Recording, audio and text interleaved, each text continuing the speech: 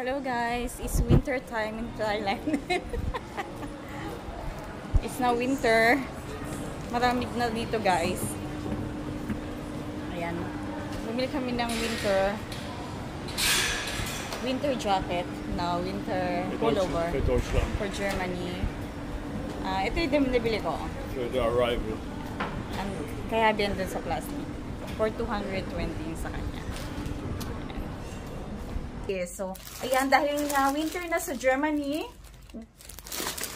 So, ayan, nag-ready na nga kami at bumili na rin si Habin ng kanyang fleece. Ayan siya, guys. So, nagkakalaga siya 220 Thai baht. Ayan.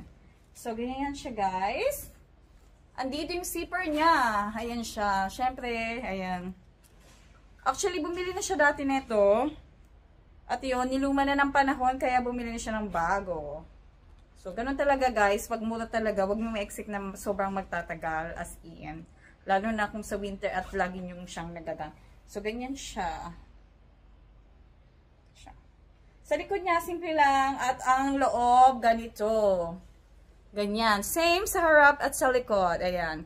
So, ayan siya. May kita nyo siya sa Royal Garden Plaza. Marami pa dun guys. Actually, dun ko din binili yung aking fleece. Sinuot ko ngayon kasi nga sobrang lamig na dito guys. Sa Pattaya. Parang basta malamig na siya, about 26 degrees.